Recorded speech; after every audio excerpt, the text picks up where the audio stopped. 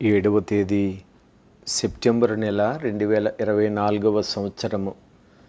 ఈ ఉదయకాల ధ్యానము కొరకై దైవ గ్రంథములో నుండి కీర్తనల గ్రంథము 119వ సంకీర్తన 105వ వచనాన్ని చదువుకొందము.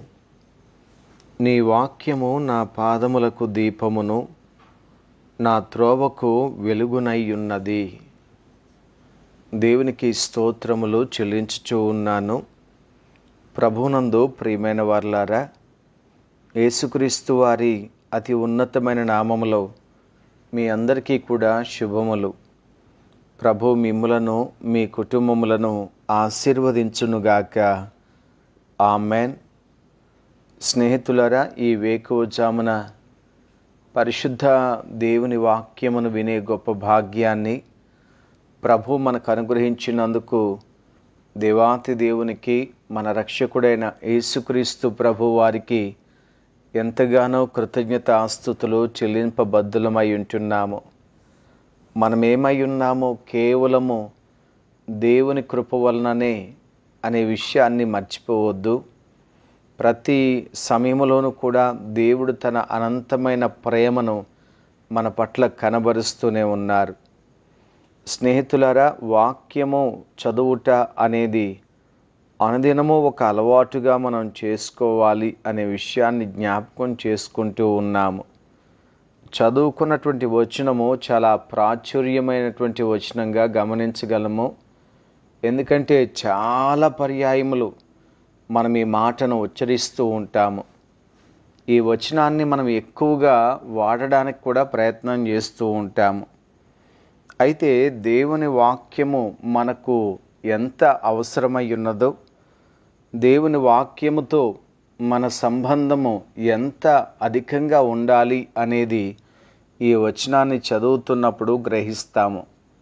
ముఖ్యంగా వ్రాయబడుతున్నది ఏమిటి అనగా, నీ వాక్యము నా పాదములకు దీపమును నా త్రోవకు వెలుగునై ఉన్నది అనే మాటను గమనిస్తున్నప్పుడు మనం తెలుసుకునే సత్యం ఏమిటనగా, వాక్యము అనేది మన జీవితాలకు వెలుగు అనే విషయాన్ని, వాక్యము అనేది మన ఉనికికి మార్గదర్శకత్వాన్ని అనుగ్రహిస్తుంది అని, వాక్యము అనేది మన జీవిత ప్రయాణానికి ఒక దిశా నిర్దేశాన్ని కలుగు చేస్తుంది అనే విషయాన్ని మర్చిపోవద్దు. God's word is the light of our lives, the guide of our existence and the direction of our journey అని ఈ విషయాన్ని ఈ వచనం ద్వారా మనం తెలుసుకుంటూ ఉంటాము. అనగా దేవుని వాక్యం యొక్క ప్రాధాన్యత ఒక్క మాటగా ఈ వచనం ద్వారా మనం తెలుసుకోగలుగుతూ ఉంటాము. స్నేహితులారా, మనము సరి అయిన అడుగు వేస్తే మంచి మార్గంలో నడిపించబడుతూ ఉంటాము.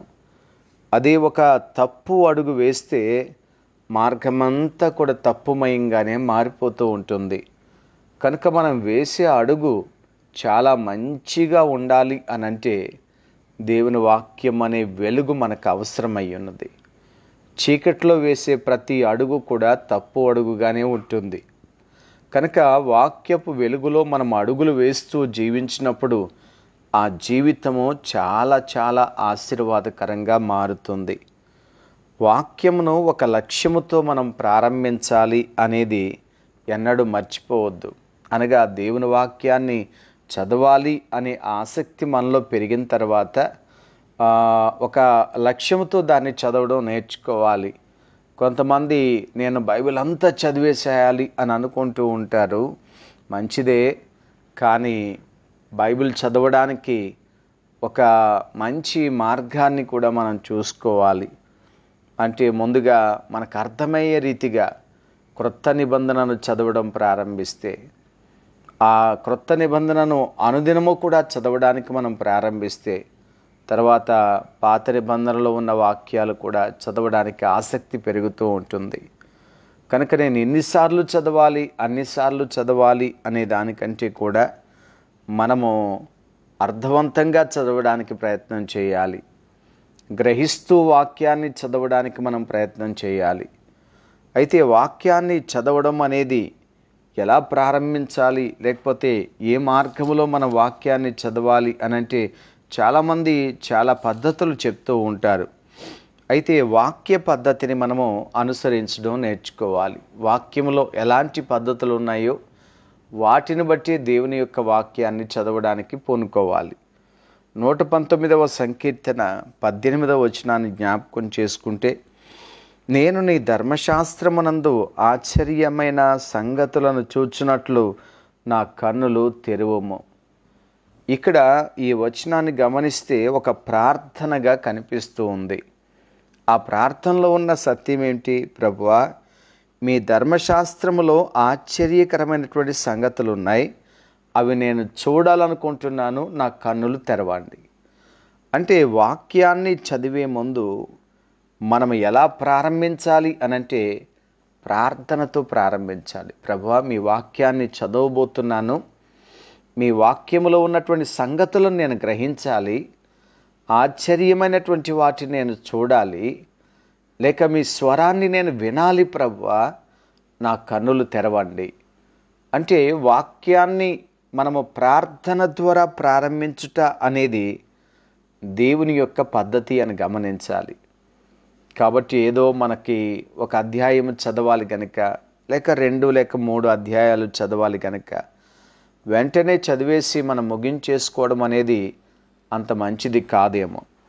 కాబట్టి వాక్యాన్ని ప్రార్థన ద్వారా మనము ప్రారంభించినప్పుడు మనం ఏదైతే ప్రార్థిస్తున్నామో దానికి దేవుడు జవాబిస్తారు. శ్రేష్టమైన రీతిలో దేవుని వాక్య సంగతులను మనము తెలుసుకోవడానికి దేవుని సహాయం మనకు లభిస్తుంది అనే విషయాన్ని కూడా ఎన్నడూ మర్చిపోవద్దు. ఎప్పుడైతే ప్రార్థన ద్వారా వాక్యాన్ని చదవడం ప్రారంభిస్తామో మన జీవితంలో జరిగే ఒక మేలైన కార్యము అదేంటిదంటే యాకోబు పత్రిక 1వ అధ్యాయము 21వ వచనము, అందుచేత సమస్త కల్మషమును వెర్రవీగుచున్న దుష్టత్వమును మాని లోపల నాటబడి మీ ఆత్మలను రక్షించుటకు శక్తిగల వాక్యమును సాత్వికముతో అంగీకరించుడి. ప్రియులతో ఇక్కడ ఆఖరి మాట చూడండి, సాత్వికముతో అంగీకరించుడి. ఎప్పుడైతే వాక్యాన్ని ప్రార్థన ద్వారా ప్రారంభిస్తామో దేవుడు మనకు అంగీకరించే కృపనిస్తారు. మనం అంగీకరించగలుగుతాము. ఆ ప్రార్థనా జీవితము మనము వాక్యాన్ని స్వీకరించడానికి తగిన సిద్ధపాటును మనకిస్తుంది అనే సత్యాన్ని మనం నేర్చుకుంటూ ఉన్నాము. కాబట్టి స్నేహితులారా, ఎప్పుడు మీరు వాక్యం చదివినా ప్రార్థన చేయండి. ప్రార్థన చేయడం ద్వారా మనము చదవబోతున్న వాక్యములో దేవుని స్వరాన్ని అంగీకరించడానికి మనల్ని మనం సిద్ధం చేసుకుంటున్నాం. కనుక ఎంతో వాక్యం చదివి మనము అంగీకరించకుండా ఉంటే, సాత్వికమైన మనసుతో దానికి లోబడకుండా ఉంటే ప్రయోజనం అంతగా కనిపించదు కదా. కాబట్టి వాక్యాన్ని మనము ప్రార్థనతో ప్రారంభించడం అనేది చాలా ఆశీర్వాదము. రెండవది ఏమిటంటే వాక్యాన్ని ధ్యానపూర్వకంగా చదవాలి, ధ్యానించాలి, కాస్త మనసు పెట్టాలి. మనసు పెట్టి వాక్యాన్ని చదవాలి. బైబిల్ సెలవిస్తుంది, యెహోవా ధర్మశాస్త్రమునందు ఆనందించుచు దివారాత్రములు దానిని ధ్యానించువాడు ధన్యుడు అని చెప్పి. కనుక దేవుని వాక్యాన్ని ఎప్పుడైతే హరిబురిగా కాకుండా కాస్త ప్రశాంతంగా దైవ సన్నిధిలో కూర్చొని మనము మనస్సు పెట్టి ధ్యానపూర్వకంగా మనం చదివినప్పుడు ఆ వాక్యము ద్వారా తప్పనిసరిగా మనం ఆశీర్వాదాన్ని చూస్తాము. అలాగే మరొక ఆలోచన ఏమిటంటే వాక్యము మనము చదివిన తర్వాత త్వరగా మర్చిపోతూ ఉంటాము. అయితే మర్చిపోకుండా వాక్యం మనలోనే ఉండాలి అంటే ఆ వాక్యములో మనము ఏ మాటల చేతనైతే ప్రేరేపించబడ్డామో, ఏ మాటలైతే మన హృదయాన్ని తాకాయో వాటిని ఇతరులతో మనం పంచుకోవడం ప్రారంభించాలి. ఇతరులతో వాటి గురించి మాట్లాడడము, ఇతరులతో వాటి యొక్క శ్రేష్టతను గురించి ఒకసారి చర్చించడం అనేది మనం ప్రారంభించాలి. అలాగని ఆర్గ్యూ చేయడం కాదు, మనకు తెలిసిన లేక మనము పొందుకున్నటువంటి ఆ ప్రత్యక్షతను ఇతరులకు పరిచయం చేయడం. ఎప్పుడైతే ఇలాగా ఇతరులతో దాని గురించి మనం సంభాషిస్తూ ఉంటామో, మనను ఏ మాటలైతే ప్రోత్సహించాయో వాటిని ఇతరులతో మనం ఎప్పుడైతే మాట్లాడడం ప్రారంభిస్తామో అది మనతో ఉంటుంది, అలాగే ఇతరులను కూడా ప్రోత్సహిస్తుంది. కాబట్టి స్నేహితులారా, మనం ఎవరమైనా కలుసుకున్నప్పుడు ఈ లోకమంతా తీసుకొచ్చి మాట్లాడుకోవడం కంటే కూడా నిన్ను నన్ను ప్రేరేపించిన దేవుని మాటల గురించి వారితో చర్చించడం అనేది, వారితో సంభాషించడం అనేది అది చాలా ఆశీర్వాదం. ఎందుకంటే వాక్యాన్ని వినే కొలది, వాక్యాన్ని నెమరవేసుకునే కొలది కూడా మనలో విశ్వాసం పెరుగుతుంది, మనలో వాక్యపు శక్తి కూడా అనేది పెరుగుతుంది అనే విషయాన్ని గుర్తుపెట్టుకోవాలి. అయితే అన్నిటికంటే ప్రాముఖ్యంగా మనము వాక్యం ద్వారా ఏమైతే ప్రబోధించబడుతుందో దాన్ని చేయడానికి సిద్ధంగా ఉండి మన వాక్యాన్ని చదవాలి. అంటే ప్రభు నాతో మాట్లాడతారు, నేను ఆ మాట తప్పనిసరిగా అనుసరిస్తాను అనేటువంటి ఉద్దేశంతో వాక్యం చదవడం ప్రారంభించాలి. చాలాసార్లు ఒక పోర్షన్ పూర్తి చేయాలి అన్నట్లుగా చదవడం కాదు, కానీ అలాంటి ఆలోచనతో చదివితే దానివల్ల ఉపయోగం లేదు.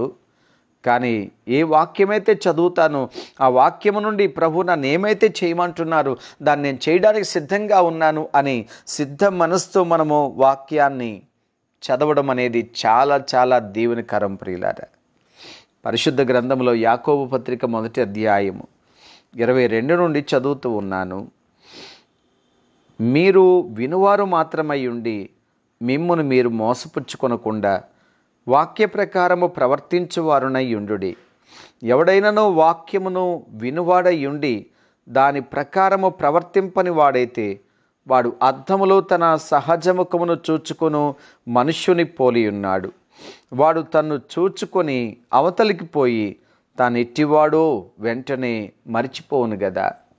చాలా స్పష్టంగా వ్రాయబడింది.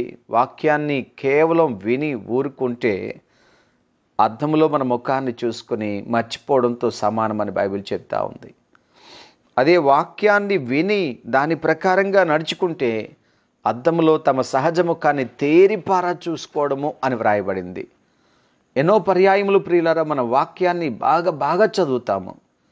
వాక్యాన్ని ప్రతిదినము చదివే అలవాటు కూడా మనం కలిగి ఉంటున్నాము. అయితే వాక్యంలో నుండి దేవుని స్వరం మనం వింటున్నప్పుడు మనము దానికి విధేయత చూపించడానికి, అప్పగించుకోవడానికి, చెప్పినట్లుగా మనము చేయడానికి ఎంతమంది ఉద్దేశించి వాక్యాన్ని చదువుతున్నాము. ఇంకా చెప్పాలంటే వాక్యాన్ని విన్నామో వాక్యానుసారంగా జీవించడానికి మనం అప్పగించుకోవాలి. ఆ విషయంలో మనం అందరము కూడా ఆలోచించవలసి ఉంది ప్రియులారా.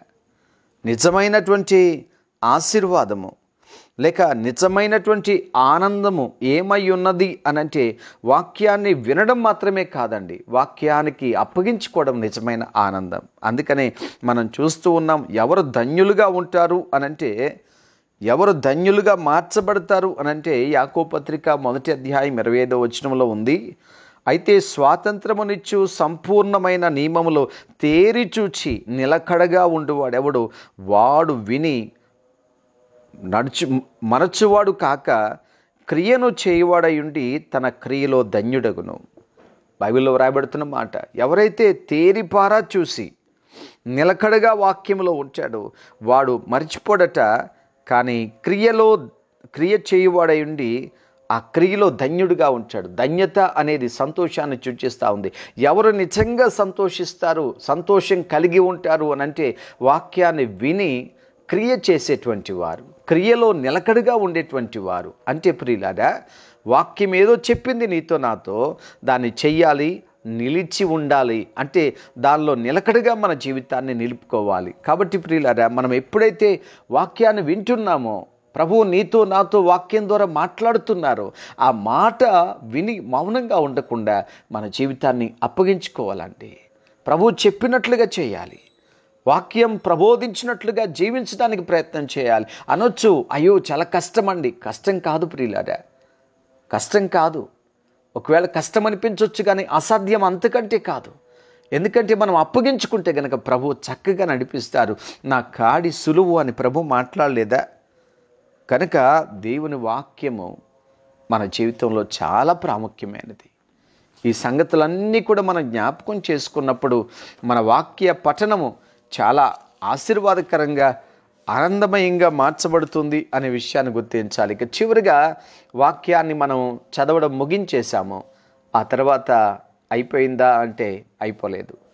వాక్యాన్ని ముగించిన తర్వాత మనం చేయవలసిన మరొకటి ఏమిటంటే, కీర్తనల గ్రంథము 119వ సంకీర్తన 10 మరియు 11 వచనాలు. నా పూర్ణ హృదయముతో నేను వెదకి ఉన్నాను, నన్ను నీ ఆజ్ఞలను విడిచి తిరగనీయకము.